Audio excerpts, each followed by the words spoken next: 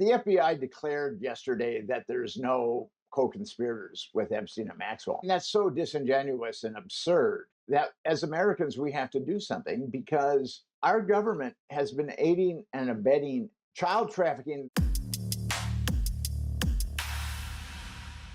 Before we get into kind of the nitty gritty, tell me your general impressions of what this latest dump reveals.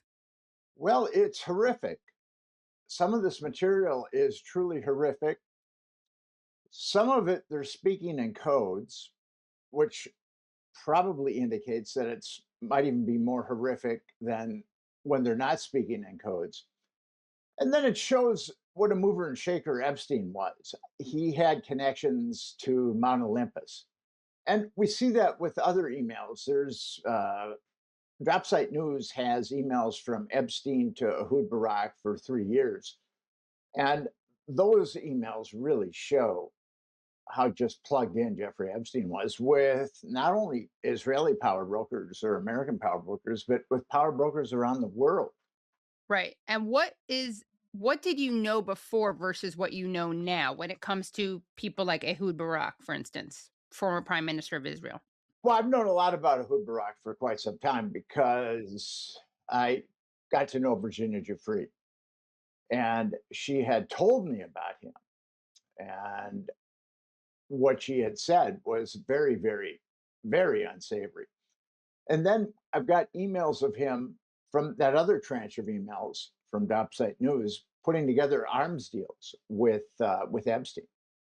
And they actually sell like a big brother surveillance to an African dictator. I'm sure that that's going to have a very negative outcome for a lot of people in that particular African country. Right. Yeah. It's interesting. They've really made quite the effort to portray Epstein's connections not to Israel, but to Russia. I mean, Yes. it's almost comical. Yeah, and I think that the mainstream media is trying to swing it that way too. Definitely. Yeah.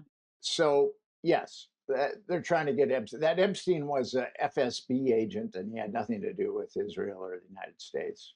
And here's another one. Jeffrey Epstein emailed an unknown individual stating that he loved a torture video shared between the two. The recipient's email signature matches Peter Mendelssohn's, whose name fits pixel for pixel in the reacted names box. I'm in China. I will be in the US second week of May. David Miliband at my table. Do I say hello? Sorry for all the typos. Where are you? Are you okay? I love the torture video. And Mandelson is another person that's been relieved of all his diplomatic duties. Right. So there's been ramifications. I mean, these people got to go to prison, but there has been some Something. accountability Right. for what's in the emails. Yeah, and it seems like much more in the UK than in the United States. Larry Summers has been relieved of his duties at Harvard, which should have happened a very long time ago. And we're seeing some other ramifications. But yes, there needs to be much more accountability.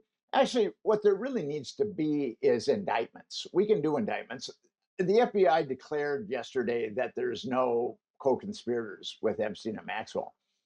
And as America, I mean, that's so disingenuous and absurd that as Americans, we have to do something because our government has been aiding and abetting child trafficking, covering this up. If you cover up a crime, you're aiding and abetting. Our government has been aiding and abetting Jeffrey Epstein's child trafficking. Well, it was first reported to the FBI in 1996, and then the Palm Beach Police Department investigated him for a year and put together multiple indictments against him. And that was taken away by the state attorney, and they gave us a really corrupt grand jury that declared Jeffrey Epstein hadn't molested a single child. And the at that point, I think that the state knew of at least 17 to 23 Epstein victims, and only two of them were called. And one had been molested when she was 14 by Epstein. She was now 16. And one had been molested by Epstein when she was 16 multiple times, and now she was 18. And Lana Bell Lavick, the special prosecutor, just destroyed these girls in that grand jury. And the grand jurors are referring to them as prostitutes. I mean, she, here's a kid that was molested when she was 14 years old. And I've got the transcripts. And actually, your audience go to epsteinjustice.com because I give a breakdown, a blow by blow of that very corrupt grand jury.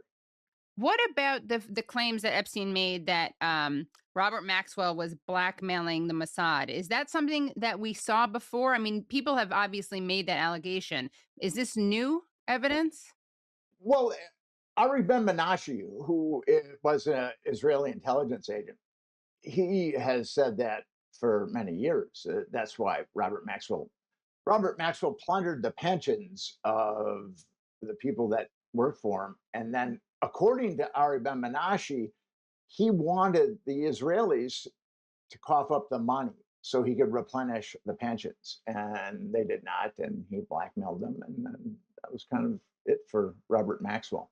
But had we seen these claims made by Epstein before, or was this new? I'm just curious. No, this is, as far as Epstein goes, this is all new.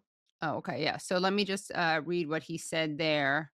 Robert Maxwell threatened Mossad. He told them that unless they gave him 400 million pounds to save his crumbling empire, he would expose all he had done for them. In that time, he had free access to Margaret Thatcher's Downing Street, Ronald Reagan's White House, to the Kremlin, and to the corridors of power throughout Europe.